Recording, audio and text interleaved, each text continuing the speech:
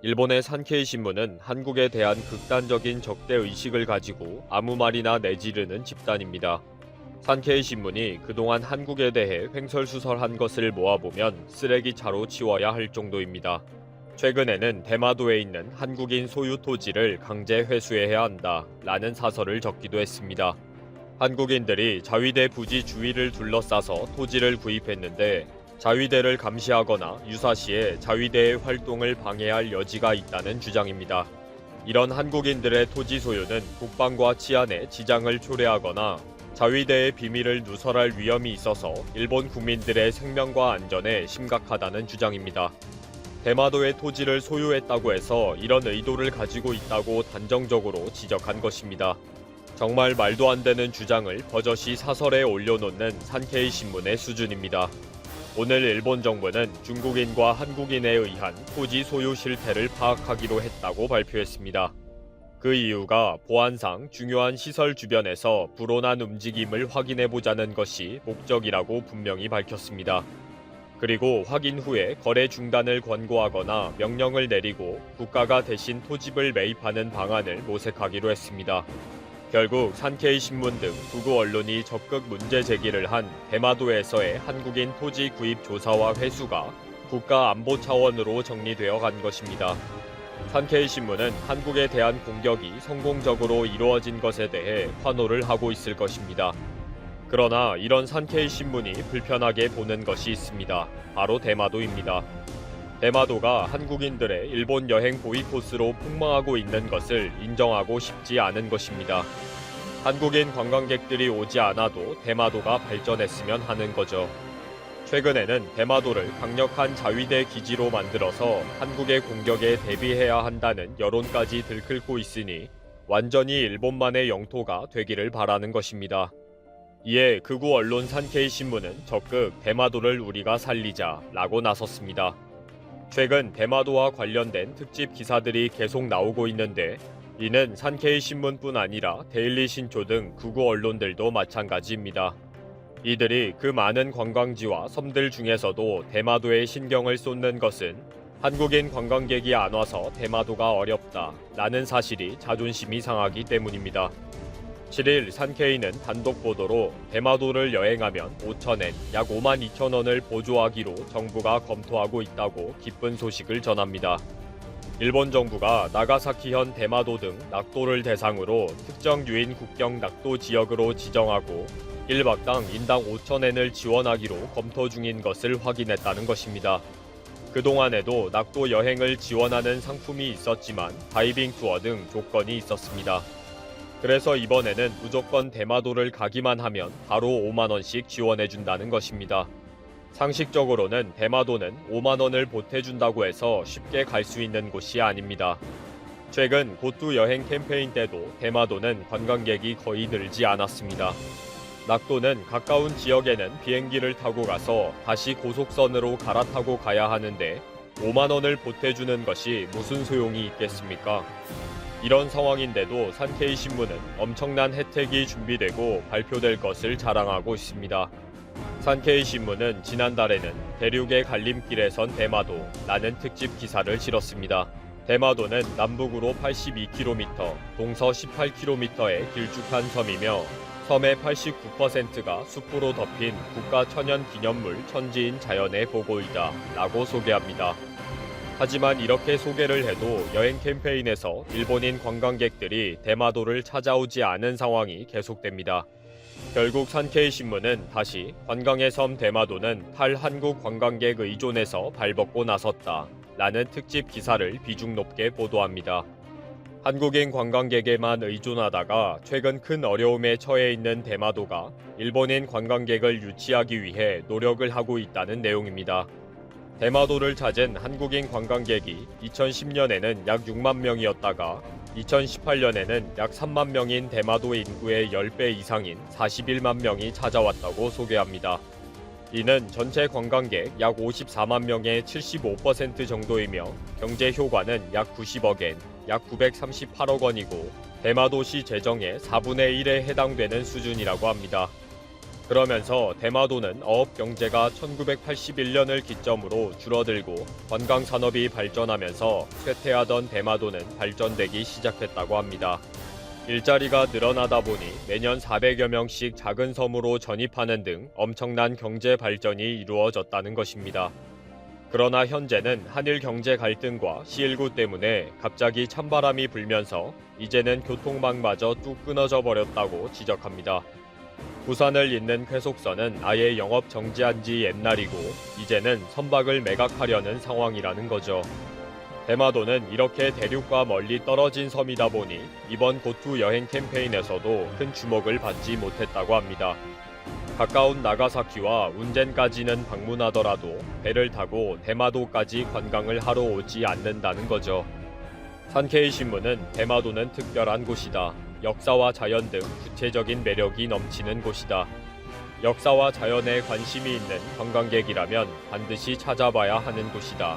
라고 영업 멘트를 시작합니다. 조선의 침공을 막기 위한 성도 특별하고 메이지 시대에 만든 군사용 수로도 있다고 소개합니다. 리아스식의 해안에서는 카약의 명소이고 대륙에서는 보기 힘든 식물과 사슴벌레 등 곤충도 많다고 자랑합니다. 마지막으로 산케이는 숨겨놓은 엄청난 자랑거리를 하나 던집니다. 세계에서 500만 장을 판매한 고스트 오브 스시마 게임입니다. 이 게임이 대마도의 역사와 지리를 배경으로 하고 있기 때문에 당연히 일본이 자랑하고 싶은 것입니다. 전 세계에서 모델의 섬이 있다면 꼭 방문하고 싶다 라고 하는 뜨거운 상황을 소개합니다. 산케이 신문과 맞먹는 극우 언론인 데일리 신초도 이런 주장을 펼친 적이 있습니다. 둘이서 어떻게 이런 죽이 잘 맞는지 신기할 정도입니다. 지난 9월에 일본의 극우 매체 데일리 신조가 대마도에 엄청난 희망의 빛이 보이기 시작했다 라는 기사를 실었습니다. 기사의 초반에는 한일 관계 악화와 C19의 더블 펀치로 현재 대마도의 상황은 최악이라고 하고 면세점은 모두 휴업한 상태이며 호텔의 신축 러시도 중단된 유령 섬과 같은 분위기를 자세히 소개합니다. 그런데 여기에 신풍이 불어올 것 같은 조짐이 터졌다 라고 했습니다. 즉 하늘이 도와주는 놀라운 바람이 불어서 대박이 터지게 되었다는 것입니다. 그 이유는 소니의 플레이스테이션 4용 게임 고스트 오브 스시마라는 게임 때문이라는 거죠. 이 게임 때문에 대마도를 찾아가자는 세계적인 붐이 일어날 것 같다는 것입니다. 이렇게 데일리 신초가 9월에 헛소리를 하고 몇 달이 지났는데 여전히 찬바람만 부는 대마도입니다. 이런 상황을 잘 알고 있는 산케이 신문이 이제 와서 다시 고스트 오브 스시마를 자랑하면서 빨리 대마도로 몰려가자 라고 목소리를 높이고 있습니다. 한국인 관광객이 오지 않아서 황폐화되고 있는 대마도를 지켜보면서 자존심이 상한다면 빨리 몰려가든지 해야 하는데 입만 살아있는 극우 언론이 불쌍합니다. 본 영상은 유튜브 채널 KRTV 뉴스에서 제작하였으며 도움이 되셨다면 좋아요와 구독하기를 눌러주세요. 감사합니다. KFX 사업은 2002년 11월 소유가 결정됐고 2011년부터 2년간 국방과학연구소 주관으로 탐색 개발이 진행됐다. 이때 카이에서 30명의 엔지니어가 참여했다. 이후 약 3년의 기간을 지나 2016년부터 체계 개발이 본격화됐다. 기본 설계와 상세 설계를 성공적으로 수행, 항공기 형상과 내부 구조를 확정했다. 현재 시제기를 제작하고 있다. 항공기 기술이 가장 앞선 미국에서도 개발 일정 지연이 일상적으로 발생한다. 그러나 우리는 KFX에 예정된 일정을 준수하고 있다. 그 자체에 큰 자부심을 갖고 있다. 비행시험은 2022년 착수 예정이다. 총 2,000회 이상의 비행을 예정하고 있다. 초기 건전성 비행 영역 확장 성능 검증 무장 적합성 및 군용적 합성 시험으로 구성된다. 초기 건전성 시험은 안전한 비행 영역에서 각 계통의 기능을 점검하는 것이다. 비행 영역 확장 시험은 비행고도, 속도, 하중 등을 확장해가는 시험이다. 성능 검증은 비행 성능, 비행 제어, 세부 계통, 항공 전자, 고도 속도기의 무장 계통 성능 등을 검증한다. 무장적 합성 시험은 무장의 안전 분리 및 무장 정확도를 검증한다. 군용적 합성은 소유군인 공군이 수행한다. 공대지 무장 시험은 체계 개발 기간이 끝난 후 별도 프로그램으로 수행될 예정이다. 항공방산 후진국에서 선도국으로 도약. 본 영상은 유튜브 채널 KRTV 뉴스에서 제작하였으며 도움이 되셨다면 좋아요와 구독하기를 눌러주세요. 감사합니다. 전투기를 자체적으로 개발할 수 있는 국가는 매우 적다. 또 스텔스 기능을 갖춘 첨단 전투기를 개발할 수 있는 국가는 더더욱 적다. 카이가 무사히 KEFX 개발을 성공시킬 경우 세계 방산 시장에서 입지는 달라지게 된다. 일각에서는 항공방산 선진국들이 6세대 전투기를 앞다퉈 개발하는데 4.5세대 전투기를 개발하는 것은 시기적절하지 못하다는 비판적 시각을 보이고 있다. 그러나 4.5세대 전투기는 시작에 불과하다. 이미 A사 레이더 국내 개발에 성공했고 스텔스 기술도 갖추게 됐다. T-50 개발에서 시작된 전투기 개발 기술도 상당수 축적된 상황이다. 성능 업그레이드를 떠나 6세대 이상의 전투기를 개발하는 것도 이제는 꿈이 아닌 상황이 됐다. 우리나라 항공방산 산업은 혁신과 개척의 기로에서 서 있다. 2001년 후발주자로 시작해 2015년에 서야 4.5세대 전투기인 KF-X 개발 사업을 진행할 수 있었다. 5세대 전투기는 미국의 F-22 레터 필두로 세계 각국에서 개발을 시작해 일부는 양산에 성공했다. 대표적 모델이 러시아의 S-257 수호의 모델과 중국의 J-22다. 현재 항공방산 강국인 미국, 러시아, 영국은 6세대 전투기 개발에 착수했다. 일본의 경우 5세대 전투기인 T-3 심신 모델 개발에 착수했으나 최근 6세대 전투기로 전략을 바꿔 개발에 본격 착수한 상태다. 일각에서는 이 같은 시기에 우리나라가 4.5세대 전투기 개발 사업에 뛰어든 것을 시대에 뒤떨어진다는 문제를 제기했다. 그러나 항공방산의 불모지였던 우리나라가 첨단 기능을 탑재한 4.5세대 전투기를 개발하는 것은 대단한 도전이다. KF-X 첨단 항공 기술의 시작. 지난 2019년 10월 KF-X의 모크업이 서울항공 우주방산 전시회에서 일반 공개됐다. 개발 사업을 주관하는 한국항공우주산업이 공개한 KF-X의 재원은 전투기 폭 11.2m, 길이 16.9m, 4.7m 등이다.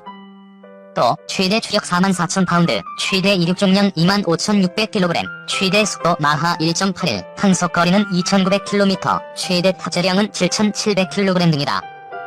KF-X 전투기는 제한된 스텔스 기능이 장착된 것으로 알려졌다. 레이더 반사 면적을 줄일 수 있는 형상으로 제작돼 정레이더의 탐지율을 낮췄다. F-22 레터의 경우 무기를 내부 탑재해 스텔스 기능을 극대화했지만 KF-X는 무장을 외부 탑재해 스텔스 기능이 상대적으로 떨어진다는 평을 듣고 있다. KF-X는 단거리 공대공 미사일인 독일제 IRIS-T, 중거리 공대공 미사일이 탑재되며 유도장치 기능을 갖춰 지상 정밀 폭격이 가능한 BL-609 레이저 유도 폭탄 등의 공대지 미사일도 탑재된다. 공중급유 장치도 설계돼 있어 장시간, 장거리 작전에도 가능하다. KF-X 개발 후 카이는 5세대 전투기와 비교해 스텔스 기능 보완 등 기술적 보완을 계속 강화해 나갈 방침이다. 카이는 KF-X 시제 1호기 최종 조립을 마친 뒤 내년 상반기 일반에 공개할 예정이다. 지상시험과 비행시험을 거쳐 2026년까지 개발을 완료할 예정에 있다. 개발이 끝나면 공군은 100여 대를 도입하고 공동 개발한 인도네시아가 50여 대를 도입할 예정이다. 기술력 핵심 AESA 레이더 자체 개발. KF-X 조립에 앞서 카이는 많은 기술들을 국산화에 성공했다. 그중 가장 독보적인 개발은 A사 레이더로 지난 8월 시제품이 성공적으로 출고됐다.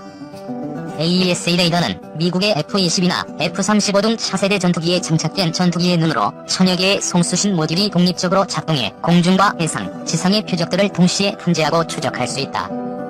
차세대 전투기의 핵심 기술이라 워낙 까다로워 기술 보유국 등이 카이와 기술 협력이나 기술 이전을 꺼려했다. 자칫 KF-X 사업 좌초를 생각해야 할 만큼 중요한 기술이다. 또 개발에는 오랜 기간이 소요되기 때문에 KF-X의 시제기 출고도 연기될 수밖에 없는 상황이었다. A사 레이더 시제품을 공개는 세계를 깜짝 놀라게 하기 충분했다. 정부의 A사 레이더 국내 개발 선언 5년 만에 올린 쾌거다. 개발된 A사 레이더는 세계 최고 수준이라는 평을 받고 있다. 우리나라 항공방산 현주소 카이는 지난 2015년 초음속 고등훈련기 T-50의 대국 수출형 모델인 T-50TH-4대를 대국 공군에 수출했다. 2017년에는 T-50TH 8대를 추가 수출했다. 2017년 수출 당시 대국 자이약 브럭 기다샤린 획득위원장은 T-50TH는 효율성이 뛰어난 항공기라고 평가했었다. 카이는 인도네시아 16대, 이라크 24대, 필리핀 12대까지 총 64대의 T-50 수출 실적을 올렸다. 수출 규모는 총 29억 3천만 달러에 달한다. 한국 최초 기동헬기 수리온도 수출을 모색 중이다. 카이는 지난 2006년 1조 2천억 원을 들여 국산 헬기 수리온을 개발했다. 2013년 군용 KUA 지원을 시작으로 경찰 헬기 잠수리 등 120여 대를 양산해 납품했다. 국산 헬기 시장의 15%를 수리온이 점유하고 있다. 수리온은 산악지역이 많은 우리나라 작전 환경을 고려해 개발된 모델이다. 3위 많은 동남아 국가에 가장 적합한 모델이자는 평을 받고 있다. 카이는 말레이시아와 페루 등 남미 시장 수출을 모색 중이다. 한국형 전투기 사업은 2001년 3월 김대중 정부에서 개발을 공식화하면서 시작됐다. 개발 시작 당시 우려의 목소리가 많았다. 우리 기술로 전투기 생산은 불가능하다. 성공한다 해도 시장성은 없을 것. 천문학적 개발비를 들이는 것보다 수입하는 게 효율적이다 등의 비관적인 의견들이었다.